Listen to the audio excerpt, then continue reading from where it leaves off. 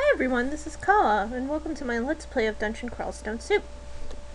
I am playing on the Acrosiac server, which is a North American single-player shared leaderboard, player ghost enabled server, and we will be playing the wonderful and amazing roguelike and dungeon crawler, as you might expect, Dungeon Crawl Stone Soup. So, let's get started. There are tons and tons of species and backgrounds in Crawl, which is what they call races and classes in other games of this type. I am going for a Spriggan Enchanter. It is one of the classic beginners or easy builds, quote unquote. It basically focuses on disabling or otherwise impeding enemies as much as possible, then stabbing them with daggers for massive damage. It combines the Spriggan's natural ability to dodge and to use short blades and cast hexes and similar spells with the Enchanter's original spellbook of maledictions, which is full of things like making monsters go to sleep and going invisible and confusing monsters. So hopefully this will go well. I have never won at this game before, though I have played on and off for a couple of years, I'd say. It is an extremely difficult game, as you might guess from that, but I hope that by sharing my experience with you and by working with you and slowing my pace down to explain things to you, that I will be a better player, and that together we will see ourselves get to the end of the dungeon. So, we see the one bit of plotline that this game has, which is that, will you prevail where others failed? Will you get the Orb of Zot? The goal in Dungeon Crawl Stone Soup is to go to the bottom of the dungeon, retrieve the Orb of Zot, and come right back up. Now, the Orb of Zot is behind an area which requires at least 3 of what are called runes. Runes are gotten at various subsections and side parts of the dungeon itself. So, there are up to, I believe, 27 runes in the entire game, but the minimum you need is 3. I will be going for a 3 rune win because I really don't know if I'll be capable of doing anything else, but we will see what happens. As you can see, it is just an old school ASCII game. The Acrosiac server is actually running over SSH, so it's sort of like I'm running a terminal console almost. And the advantage of that is that it runs on pretty much any computer ever, even the oldest, most, backwards computer you can think of. I think I started playing games like this when I was in high school and stuck with a computer that only ran Windows 98 and had busted graphics drivers, so the maximum number of colors was 256 colors. So you can imagine that a game that finds its way to be deep and meaningful, even with such limitations, is very interesting indeed, and that's what we'll be doing. I am controlling this @ character here, as you can see, and we will get going. I've picked up an apple. One thing I will say about Spriggans, one of their major disadvantages, is that they do not eat animal meat at all, which is rather problematic, as that's usually how most most characters stay alive and not get hungry and die. Of course, Spriggans lose hunger much more slowly than other species, I should say. But it's still problematic because we can't pick up, say, those corpses that just dropped from those monsters we just killed. You'll notice too that I'm casting spells that make enemies get outlined in light. It makes them easier to hit, and it's the spell that came with the Book of Maledictions at level 1 that I know right away. So hopefully with that we will get moving, get leveling, and move on further. One thing I will do before we go any further is look at our skill set. As I said, we'll be focusing a lot on stabbing monsters with daggers and generally trying to be sneaky and stabby and tiny and quick and awesome. So I'm going to be... So one of the things about Crawl that makes its skill selection special is that you can actually select certain skills to train faster than usual in exchange for the other skills training slower. And so I'll be doing that with stabbing to start so that we can do more damage with that soon, as quickly as possible. Because that will be really the key to taking down really tough monsters later in the game. So we're healthy, we have full magic points, and let's continue. So there's the corpses that I couldn't pick up. That's fine. You'll notice too that I'm moving extremely quickly. Part of one of the great features of Crawl compared to other games of this type is that there is an auto-explore feature. Basically, the character moves automatically until it stumbles into something, whether that be items or monsters or staircases or traps. Basically, instead of, pressing buttons repeatedly and hoping I notice something, I can have the game do that for me, which is great because I tend to get really distracted easily, and that often causes my downfall. It's a rookie mistake, but I make it, and it's great that Crawl gives me a way to avoid that. Let's see if we can sneak up on this bat while he's sleeping. Yes, we can. Perfect. And that's what we're going to be doing a lot of, actually, is this whole sneaking up on things, being very stealthy, trying to catch enemies unawares as much as possible. Sometimes it's not possible, often it is, and we'll get better at it as we go along. One other thing you might have noticed as we pass through is that I am not picking up every item on the ground. You can't actually sell items you find in Crawl for money or sacrifice them in exchange for other things or what have you. So there's really no point in picking up things I can't immediately use. Another thing is that things like potions and scrolls and jewelry are all unidentified to start with, and we'll have to identify them as we go along, either by using them or by finding scrolls that will identify them or what have you. This is one of those classic features. If you've ever played NetHack, it has the same concept, and it adds a level of difficulty to the game that you don't see much anymore, to be completely honest. But we'll work on that more later as we pick up more items.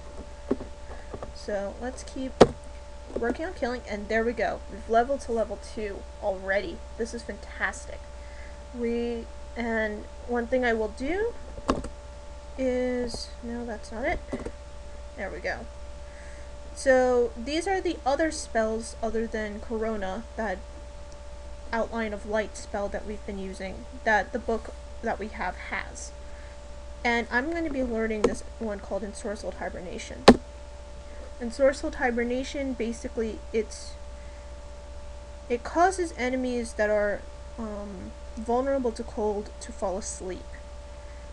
Which is great because if we hit a sleeping monster, it automatically counts as a stab, which is exactly what we need.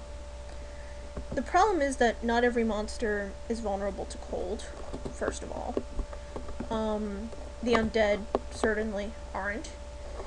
And the other problem with it is that if we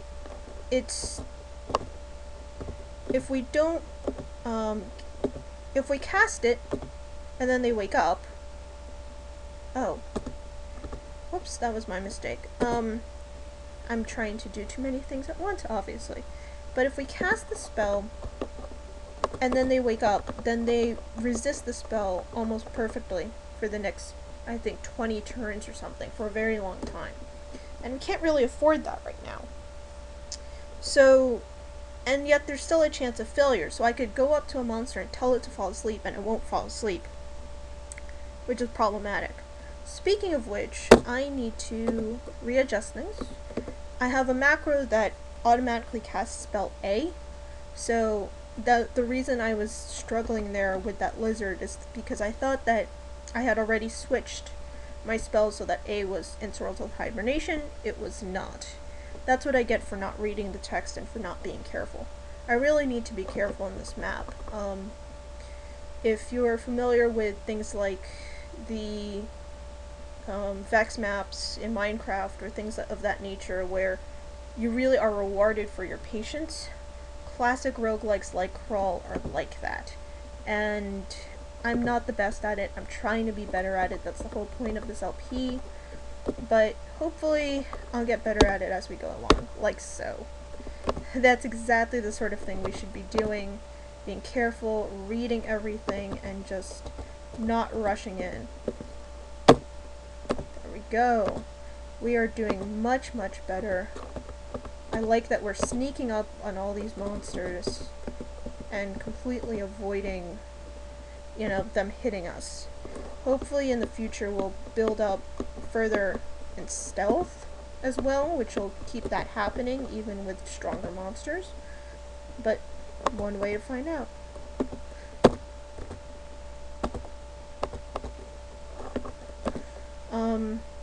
As I said, I'm not identifying things immediately. I'm not even worrying about what's on the ground. I can come back and see what everything is on the floor that I haven't picked up later. I am automatically picking up things like potions and scrolls and the like, just in my automatic settings. Oh, and gold as well, obviously. But I'm not going to worry about what's on the ground until later. Okay. We've explored the entire level. This is great. So, as I said, we're going to go back. And one advantage of exploring the entire level this way is that now the monster spawn rate will be much lower. One of those great little crawl features that people tend to ignore. But this game is actually balanced extremely well, which is one of the reasons it still endures, which is one of the reasons it's still indeed in active development, which is very rare for the sort of classic roguelike of this nature. Obviously, games like Dungeons of Dreadmore or Hack/Loot, you know, private games made by individual people or companies are still in development. But Crawl doesn't have the same history as, say, NetHack, but it's sort of in the same realm of there is a development team of volunteers across the internet, and while NetHacks has been dormant since 2004, Crawls has been working constantly at making the game better, adding new species and backgrounds, adding tweaks of various sorts, different kinds of rooms, different kinds of things, to keep the game interesting and fresh all the time. So that's another part of why I keep playing it. So I guess I might as well explain a bit about myself while I dig through all the stuff here and figure out what we have for us. As I said, my name is Kawa. I am a person who plays video games. I don't know what else to say. I'm making this Let's Play, as I said, mostly to improve my own skills at this game. I tend to be careless, but I hope that by explaining what I have to do to an audience, that I will get better at it and be better at it. I also have been inspired by other Let's Players. I know I mentioned the Vex maps in Minecraft, and yes, I am one of those people who really loves a great Minecraft Let's Play. I am fairly active on the /r/mindcrack subreddit community. I watch as many videos as I have time for, really, nowadays. All sorts of things. I'm very much inspired by the concept of talking to people and blogging and finding a community through the power of video games, through the power of things we enjoy together. And that's really another big reason why I'm making this LP. I don't expect to get famous. I don't have any delusions of grandeur. I'm filming this on a tiny netbook, you know, with a free game, you know, using completely free software, and the microphone attached to my webcam. It's not the sort of thing where I'm thinking that I'm going to be the next whoever. Insert your favorite player here. But I do think that it'll be fun and it'll be interesting, and I've definitely been inspired by that community to make my own Let's Play and to hopefully entertain people and get better at games together. So, that's really all that we have here on this level. I've picked up a whole bunch of goodies. Actually, let me pull up inventory. Tons and tons of scrolls, which I think I'll work on identifying next level. A pair of amulets, which are alike. They're both black and emerald amulets, which means they'll do the same thing. One of them might be cursed while the other isn't, or something like that, but they'll have the same effect mostly. We have a potion that I don't know what it does yet. And we have some extra food other than the potion of porridge we spawned with, which is great. And we have a dagger of some kind. We'll see what they do, and we'll continue our ways through the dungeon, learning more about this game and how to play it well. And yeah, that's all I've got for this level. That's actually how I'm hoping to break up this game, is every single level will be its own video. It's a great natural way to break up the game. So thanks for watching. I hope to see you next time. Thanks a lot.